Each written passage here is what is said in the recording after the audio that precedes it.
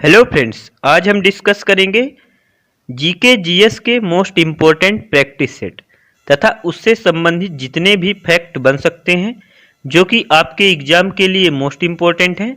जैसे आप किसी भी एग्जाम की तैयारी कर रहे हैं जिसमें कि जीके या जीएस से क्वेश्चन पूछे जाते हैं।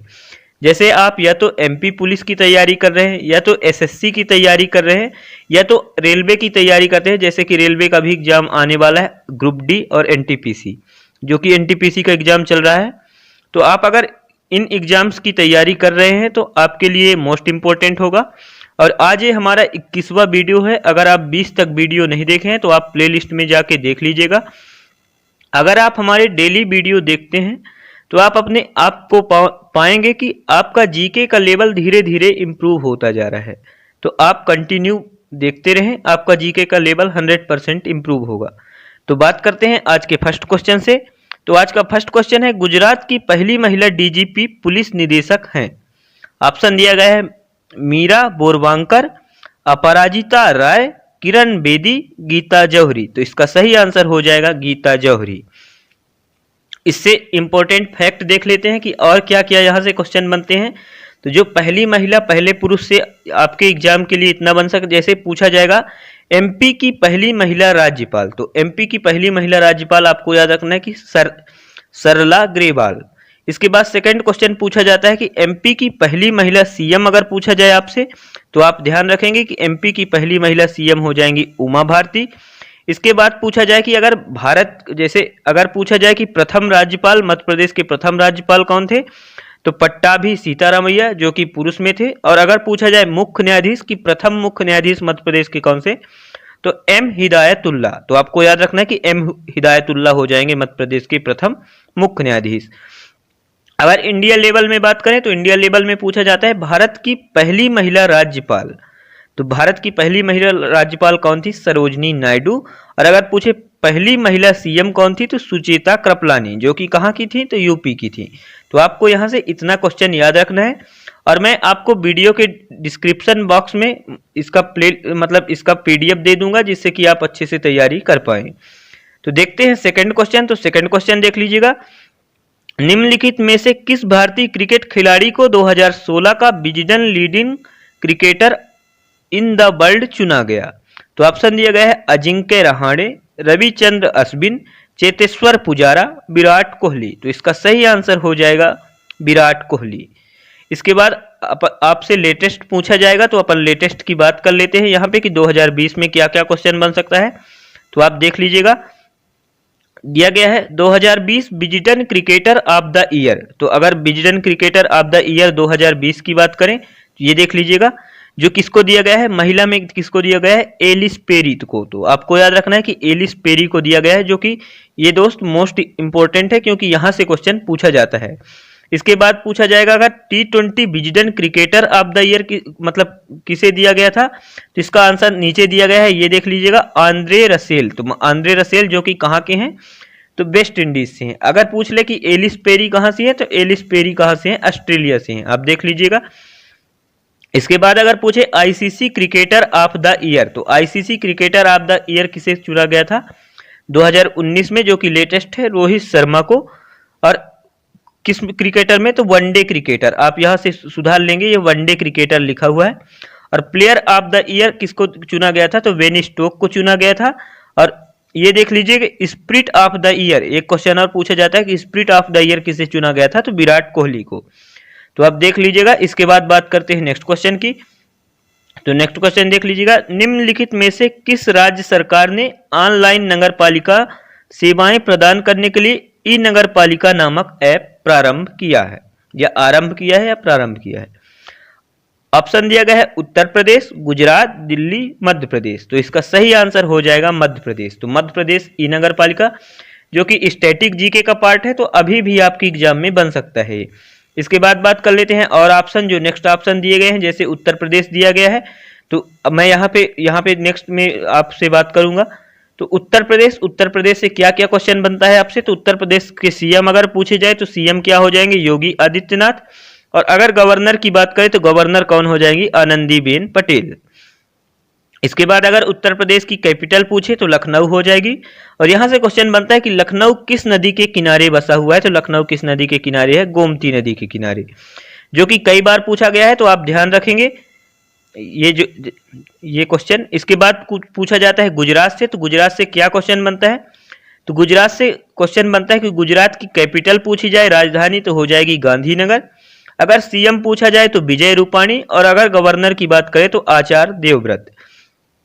एक क्वेश्चन यहां से बनता है कि काकरा पार न्यूक्लियर पावर प्लांट कहां स्थित है, तो आपसे अगर पूछा जाए कि काकरा पार न्यूक्लियर पावर प्लांट कहां स्थित है, तो ये गुजरात में स्थित है, तो आपको ध्यान रखना है।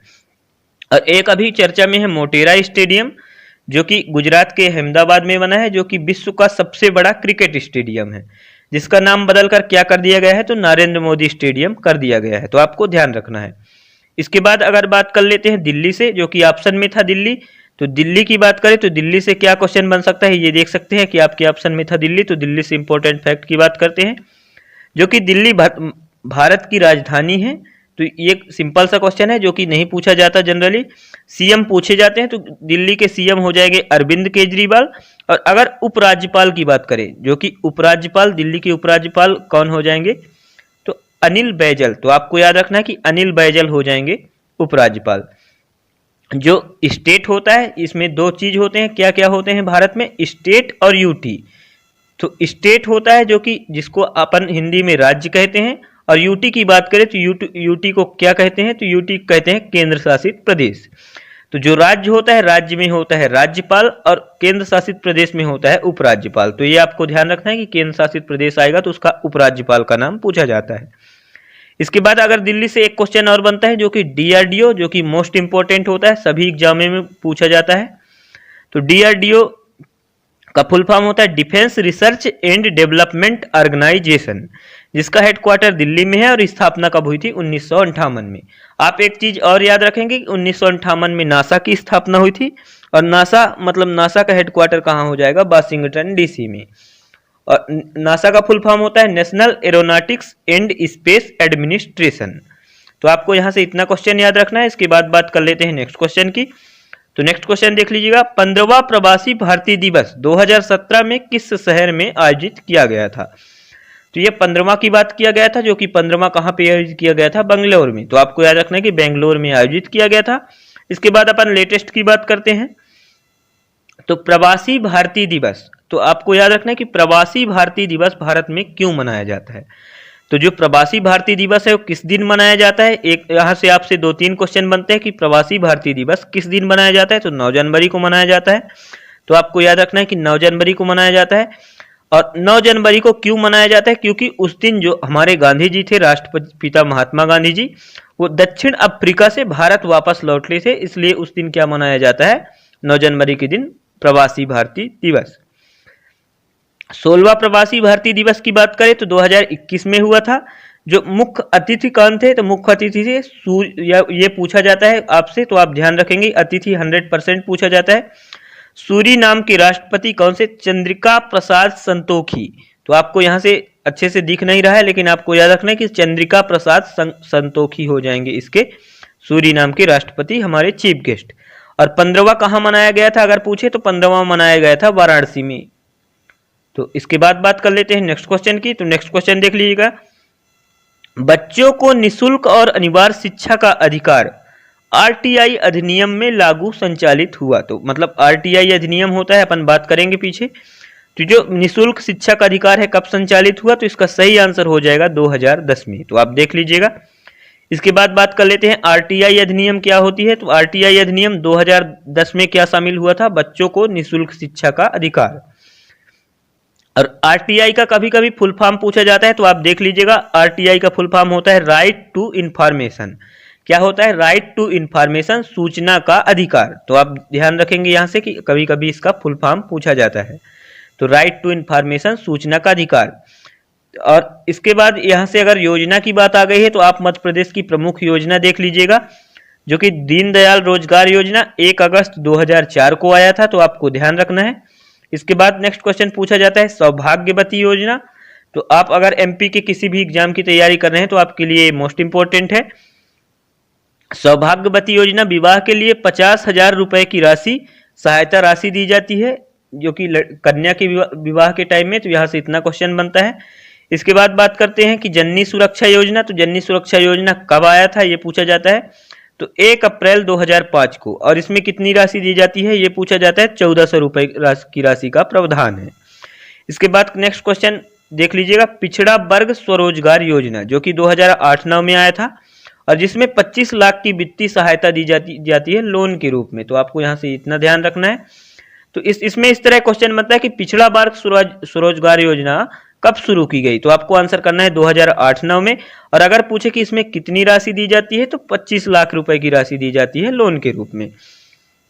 इसके बाद बात कर लेते हैं नेक्स्ट क्वेश्चन, तो अटल बाल आरोग्य पोषण मिशन, तो अटल बाल आरोग्य पोषण मिशन जो कि एमपी का है, जो कि 2010 में आया था, तो आपसे यहाँ से सन पूछा जाता है। उषा किरण योजना पूछा जाए तो इस उषा किरण योजना 2006 में आया था। और मुख्यमंत्री अन्नपूर्णा योजना की बात करें तो ये कब आया था, 26 अप्रैल 2008 को। दोस्तों जिसमें डेट पूछा जाता है, मैं आपको डेट लिख दिया हूं तो आप डेट देख लीजिएगा। इसके बाद पूछा जाता है सीएम मतलब मुख्यमंत्री ग्राम सड़क योजना, तो ये कब आया था, 2010-11 में, इसमें सन पूछा जाता है।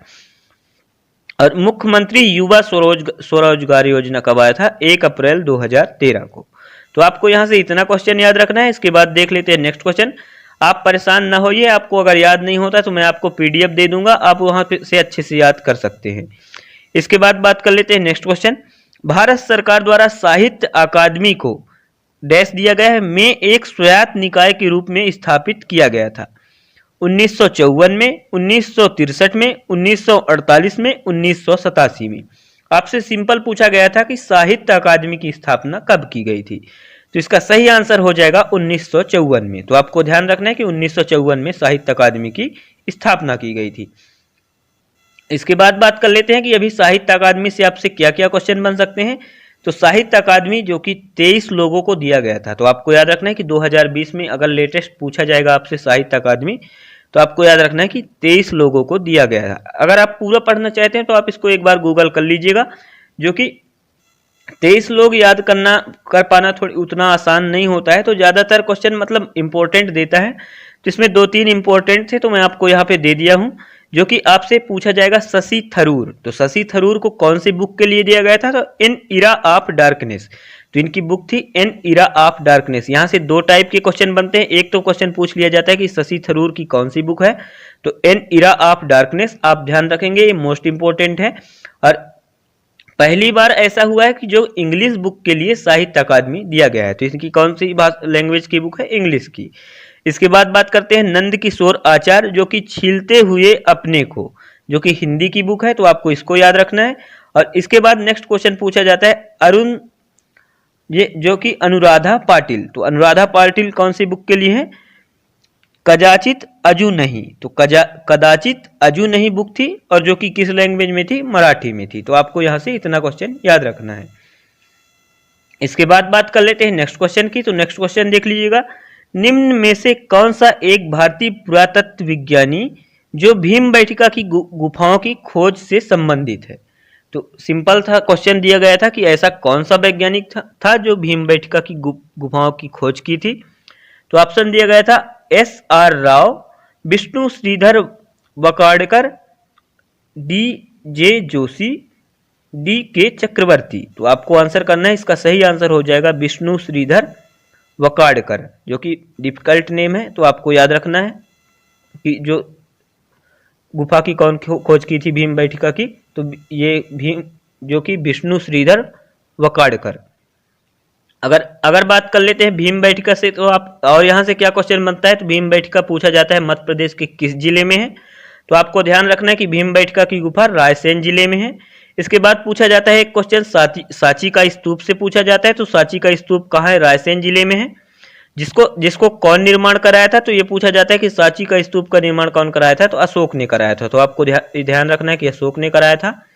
इसके बाद अगर पूछा जाए मांडू, तो मांडू जो कि मोस्ट इंपॉर्टेंट होता है हर एग्जाम के लिए, तो आपको ध्यान रखना है कि मांडू से हमेशा क्वेश्चन बनता है।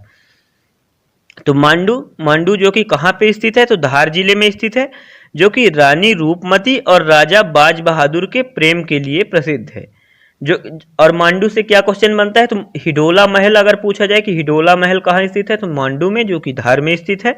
और इसका निर्माण कौन कराया था, तो ग्यासुद्दीन तुगलक, ग्यासुद्दीन खिलजी ने कराया था इसका निर्माण। और इससे पूछे कि मांडू को किस नाम से जाना जाता है, जो कि कई बार पूछा गया था, तो सिटी ऑफ जॉय के नाम से जाना जाता है मांडू को। तो आपको यहां से इतना क्वेश्चन याद रखना है। इसके बाद बात कर लेते हैं नेक्स्ट क्वेश्चन की। तो नेक्स्ट क्वेश्चन देख लीजिएगा, 2017 मध्य प्रदेश निम्न में से किस व्यक्ति को 2017 में औषधि क्षेत्र में पद्मश्री पुरस्कार प्रदान किया गया।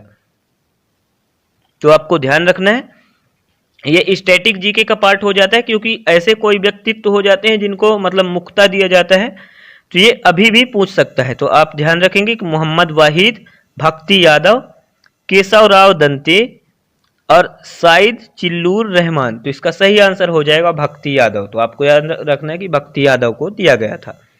अपन बात कर लेते हैं यहाँ से और क्या क्वेश्चन बनता है। तो आपसे ज़्यादातर क्वेश्चन बनता है भारत रत्न से, जो कि भारत रत्न कम लोगों को दिया जाता है।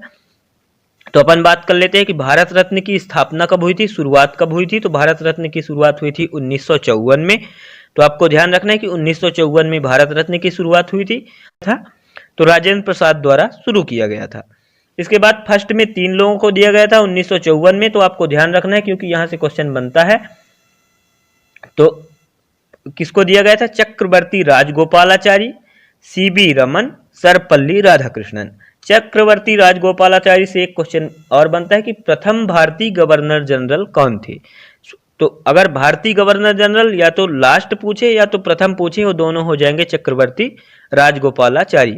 और अगर अंतिम गवर्नर जनरल पूछे तो लॉर्ड माउंटबेटन हो जाएंगे, जो कि इंग्लिश थे। तो आपको याद रखना है कि वो इंग्लैंड के थे। अगर भारतीय की बात करेगा तब हो जाएंगे ये। इसके बाद दिया गया था सीबी रमन को और सर्वपल्ली राधाकृष्णन को 1954 में। सीबी रमन को क्यों दिया गया था, रमन प्रभाव के लिए। ये भी पूछा गया है कई बार, तो आपको याद रखना है कि रमन प्रभाव के लिए दिया गया था। अभी लेटेस्ट की बात करें तो 2019 में दिया गया था। किसको किसको दिया गया था, प्रणब मुखर्जी को, जो कि प्रणब मुखर्जी क्या थे, तो राष्ट्रपति थे। यहां से भी क्वेश्चन बनते हैं। भूपेन हजारिका, जो कि समाज सेवी थे, उनको मरणोपरांत दिया गया था। और नानाजी देशमुख, नानाजी देशमुख क्या थे, गायक थे, उनको भी मरणोपरांत दिया गया था।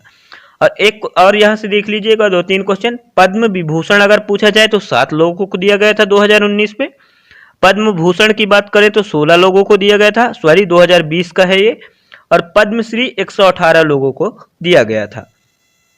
इसके बाद बात कर लेते हैं नेक्स्ट क्वेश्चन की। तो नेक्स्ट क्वेश्चन देख लीजिएगा, निम्नलिखित में से कौन उस वास्तुकारों में से एक था जिन्होंने नई दिल्ली की प्रसिद्ध इमारतों की रचना की थी। और ये देख लीजिएगा, तो इसका सही आंसर हो जाएगा, क्या हो जाएगा, एडविन लुटियंस। तो एडविन लुटियंस आपको याद रखना है, जो कि दिल्ली, मतलब यहाँ से बहुत लोग ये ट्रिक लगाते हैं कि एडविन लुटियन ने दिल्ली को लूटा था। तो ये लूटा नहीं था बेचारा, मतलब इसको तो सैलरी भी नहीं दी गई थी अंग्रेज सरकार के द्वारा। इन्होंने कई, मतलब दिल्ली में जो अंग्रेजों के टाइम में बना है, कई प्रकार के इमारतों का निर्माण किया था, आर्किटेक्ट थे, और जिनको लास्ट में सैलरी भी नहीं दी गई थी। तो अपन देख लेते हैं प्रमुख वास्तुकार। तो वास्तुकार क्या क्या हो जाएंगे, सांसद भवन। तो सांसद भवन की बात करें तो हार्बर्ट बेकर। तो सांसद भवन की स्थापना किसने की थी, हार्बर्ट बेकर ने। तो आपको ध्यान रखना है कि इसमें कभी कभी Herbert Baker plus Edwin Lutyens देता है, तो आप दोनों ध्यान रखेंगे। चंडीगढ़ की स्थापना की थी ली कार्बूजियर। राष्ट्रपति भवन की स्थापना किसने की थी, मतलब आर्किटेक्चर, सॉरी मैं स्थापना बोल देता हूं, तो आर्किटेक्चर आपसे पूछा जाएगा। तो राष्ट्रपति भवन के आर्किटेक्ट कौन थे, एडविन लुटियन। और जयपुर के आर्किटेक्ट कौन थे, विद्याधर भट्टाचार्य। तो आपको याद रखना है कि विद्याधर भट्टाचार्य हो जाएंगे जयपुर के आर्किटेक्ट। इसके बाद बात कर लेते हैं नेक्स्ट क्वेश्चन की। तो आर्किटेक्ट देख लिए अपन। इसके बाद देख लेते हैं नेक्स्ट क्वेश्चन, निम्नलिखित में से किसे 2017 के राजीव गांधी खेल रत्न पुरस्कार के द्वारा सम्मानित किया गया, जो कि मोस्ट इंपॉर्टेंट होता है। राजीव गांधी खेल रत्न 100% पूछा जाता है, तो आप इसको करके जाइएगा, मैं अभी आपको करा दूंगा। तो हीरानंद कटारिया, तो आप इसका देख लीजिएगा, इसका सही आंसर हो जाएगा देवेंद्र झाझरिया। तो आपको याद रखना है कि देवेंद्र झाझरिया 2017 का, मतलब 17 के थे, जो कि लेटेस्ट आपसे पूछा जाता है। तो अपन लेटेस्ट की बात कर लेते हैं, ये आप ध्यान रखेंगे। तो फर्स्ट में अगर बात करें कि फर्स्ट किसे दिया गया था, तो 2000 ये 2019-20 का है, तो आप ध्यान रखेंगे रोहित शर्मा को दिया गया था क्रिकेट के लिए, और जो विनेश फोगाट थी उनको किस लिए दिया गया था, कुश्ती के लिए। तो कभी कभी पूछा जाता है कि ये किससे संबंधित है, तो कुश्ती से संबंधित है। अगर नेक्स्ट दिया गया था रानी रामपाल जो कि हॉकी के से संबंधित है, और फोर्थ दिया गया था मरियप्पन थंगावेलु को, तो ये किससे संबंधित है, पैरा एथलीट्स से। तो यहाँ से क्या क्या क्वेश्चन बनेंगे, तो यहाँ से एक क्वेश्चन ये बनेगा कितने लोगों को दिया गया था, तो आपको याद रखना है कि 4 लोगों को दिया गया था ये। और आपसे पूछ लिया जा सकता है कि जो राजीव गांधी खेल रत्न रानी रामपाल को दिया गया था वो किस खेल से संबंधित है, तो आपको यहाँ से खेल भी उनका याद रखना है। और इसमें राजीव गांधी खेल रत्न में कितनी राशि दी जाती है, तो आपको याद रखना है कि 25 लाख रुपए की राशि दी जाती है, जो कि अभी अभी चेंज हुआ था, पहले इससे कम दिया जाता था। तो आपको ध्यान रखना है कि 25 लाख रुपए की राशि दी जाती है, जो कि बहुत ज्यादा चांस है क्वेश्चन बनने का यहाँ से। इसके बाद नेक्स्ट क्वेश्चन देख लीजिएगा, भारत देश के मतलब डैश डैश देश के साथ सबसे लंबी सीमा साझा करता है, तो क्या कौन करता है, बांग्लादेश, पाकिस्तान, नेपाल, चीन। तो इसका सही आंसर हो जाएगा बांग्लादेश। तो आपको ध्यान रखना है कि बांग्लादेश सबसे लंबी सीमा साझा करता है, देख लीजिएगा। इसके बाद अंतरराष्ट्रीय सीमा देख लीजिएगा आप यहाँ से, बांग्लादेश जो कि 4096.7 किलोमीटर साझा करता है। सेकंड नंबर में जो कि क्रम से है, तो आप ध्यान रखेंगे कि दूसरे नंबर की पूछे, दूसरे नंबर की सबसे ज्यादा सीमा कौन साझा करता है, चीन करता है। तो चाइना करता है, जो कि कितना साझा करता है, 3488 किलोमीटर। और थर्ड की बात करें तो थर्ड देश आता है पाकिस्तान, जो कि पाकिस्तान 3323 किलोमीटर की सीमा साझा करता है। और अगर नेपाल की बात करें तो नेपाल कितना सीमा साझा करता है, जो कि फोर्थ नंबर का होता है, तो 1751 किलोमीटर की सीमा साझा करता है। और म्यांमार 1643 किलोमीटर की सीमा साझा करता है।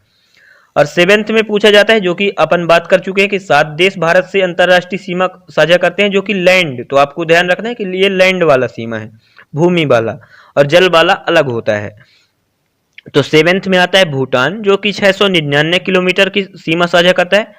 अगर पूछा जाए कि सबसे कम सीमा साझा कौन करता है, तो भूटान करता है। और अफगानिस्तान 106 किलोमीटर की सीमा साझा करता है। तो ये जो अफगानिस्तान सीमा साझा करता है वो इस समय पीओके का हिस्सा है। तो आपको याद रखना है कि पाक ऑक्यूपाइड कश्मीर का हिस्सा है, इसलिए इसको मतलब नहीं माना जाता। तो अगर भूटान अफगानिस्तान दिया गया है तो आप अफगानिस्तान टिक कर दीजिएगा, और अगर भूटान दिया गया है तो आप भूटान टिक कर लीजिएगा। जो कि इनका नंबर याद रखेंगे आप बांग्लादेश, और इसका नंबर याद कर लीजिएगा क्योंकि ये मोस्ट इंपोर्टेंट होता है। इसके बाद बात कर लेते हैं नेक्स्ट क्वेश्चन। तो नेक्स्ट क्वेश्चन देख लीजिएगा, मध्य प्रदेश देश का दूसरा सबसे बड़ा राज्य है जिसका क्षेत्रफल लगभग कितना है। तो देख लीजिएगा कितना है, 3,08,252 किलोमीटर। तो इसका 4,50,252 किलोमीटर। तो इसका सही आंसर हो जाएगा 3,08,252 किलोमीटर, जो कि एमपी का क्षेत्रफल है। ठीक है, मान लिए कि मध्य प्रदेश सेकंड राज्य है सबसे बड़ा, लेकिन अगर आपसे पूछा जाए कि फर्स्ट राज्य सबसे बड़ा कौन है, तो फर्स्ट सबसे बड़ा कौन हो जाएगा, राजस्थान। तो आपको याद रखना है कि एरिया वाइज कौन सा हो जाएगा, राजस्थान। और अगर पूछ लिया जाए कि थर्ड राज्य कौन सा हो जाएगा, तो थर्ड हो जाएगा महाराष्ट्र। तो आपको याद रखना है कि महाराष्ट्र हो जाएगा थर्ड स्टेट। और फोर्थ की बात करें तो फोर्थ हो जाएगा यूपी में, और जनसंख्या के अनुसार सबसे बड़ा तो यूपी ही हो जाएगा। तो मैं आपको यहाँ पे पीडीएफ में दे दिया हूँ, आप पढ़ लीजिएगा, जो कि क्षेत्रफल के अनुसार सबसे बड़े राज्य 4 दे दिया हूँ, तो आप 4 देख लीजिएगा। और यहाँ से क्वेश्चन एक बनता है कि भारत का विश्व के क्षेत्रफल का कौन सा स्थान है। तो कौन सा स्थान है भारत का, 7वां स्थान है। और जो अगर सबसे बड़ा देश की बात करें तो सबसे बड़ा देश हो जाएगा रूस हो जाएगा। भारत का जनसंख्या में कौन सा स्थान है, तो सेकंड स्थान है। सबसे बड़ा देश कौन सा हो जाएगा जनसंख्या में, चाइना हो जाएगा, जो कि यहाँ से फैक्ट पूछ लिए जाते हैं। भारत की जनसंख्या विश्व में कितने परसेंट है, तो 17.5% है। तो ये क्वेश्चन भी पूछा जाता है, तो आपको ध्यान रखना है कि 17.5% है। इसके बाद बात कर लेते हैं नेक्स्ट क्वेश्चन। तो नेक्स्ट क्वेश्चन देख लीजिएगा, निम्नलिखित में से कौन से राष्ट्रीय जलमार्ग संख्या NW1 है। तो दोस्त ये वीडियो थोड़ी लंबी हो जा रही है, लेकिन आपको पेशेंस रखना है, क्योंकि मैं आपको मतलब फैक्ट ज्यादा कराता हूं। क्योंकि इस समय के एग्जाम में जो पहले एग्जाम पूछे जाते थे उसमें सिंपल क्वेश्चन रहते थे, ज्यादा फैक्ट से संबंधित नहीं पूछे जाते थे। लेकिन अभी जो लेटेस्ट पैटर्न पे एग्जाम हो रहे हैं 2019-20 के, उसमें आपसे फैक्ट ज्यादा पूछे जाते हैं। इसलिए मैं आप पेशेंस रख के देखेंगे, आप 1-2 बार वीडियो देख लीजिएगा, आपसे याद हो जाएगा 100%। इसके बाद बात कर लेते हैं निम्नलिखित में से कौन सा राष्ट्रीय जलमार्ग NW1 है, तो ये अपन देख चुके हैं। तो ये दूसरा क्वेश्चन है, तो इसका सही आंसर हो जाएगा इलाहाबाद और हल्दिया, जो कि गंगा नदी पर बना है। तो आप ये क्वेश्चन सिंपल होता है कि एक जो जलमार्ग होता है जो कि जल से यात्रा की जाती है, तो इलाहाबाद से हल्दिया के लिए है, जो कि किस नदी पर बना है ये पूछ लिया जाता है कभी कभी, तो आपको ध्यान रखना है कि गंगा नदी पर। इसके बाद बात कर लेते हैं नेक्स्ट क्वेश्चन की एनसीसी की स्थापना कब की गई थी। तो नेशनल कैडेट कोर, जो कि एनसीसी का फुल फॉर्म कभी कभी पूछा जाता है, तो आपको याद रखना है कि राष्ट्रीय कैडेट कोर इसका फुल फॉर्म होता है, जिसकी स्थापना कब की गई थी। तो 1942, 48, 78, 56। तो आप बताइए इसका आंसर। तो इसका सही आंसर हो जाएगा 1948 में। और यहां से पूछा जाता है कि एनसीसी का हेडक्वार्टर कहाँ है, तो एनसीसी का हेडक्वार्टर हो जाएगा नई दिल्ली में। तो आपको याद रखना है कि नई दिल्ली में हो जाएगा एनसीसी का हेडक्वार्टर। इसके बाद देख लेते हैं नेक्स्ट क्वेश्चन। तो नेक्स्ट क्वेश्चन देख लीजिएगा, मध्य प्रदेश हिंदी ग्रंथ अकादमी की स्थापना में की गई थी। 1969, 1947 सॉरी, 1982, 1956। तो इसका सही आंसर हो जाएगा 1969। तो आपको ध्यान रखना है कि जो महात्मा गांधी का जन्म हुआ था 1869 में, उससे 100 साल बाद, तो ये ट्रिक लगा दीजिएगा, मध्य प्रदेश हिंदी ग्रंथ अकादमी की स्थापना की गई थी, जो कि इंपॉर्टेंट है। तो यहाँ से ये राजीव गांधी खेल रत्न वाला आ गया, तो कोई बात नहीं है, अपन एक बार देख चुके हैं। तो थैंक यू दोस्तों। अगर आपको वीडियो पसंद आई हो तो लाइक करें, शेयर करें, सब्सक्राइब करें, स्टेटस में लगा सकते हैं। आप स्टडी ग्रुप में, आप कोई किसी भी अपने मोबाइल में व्हाट्सएप ग्रुप में जुड़े हैं तो आप वहाँ पे शेयर कर दीजिएगा। Thank you.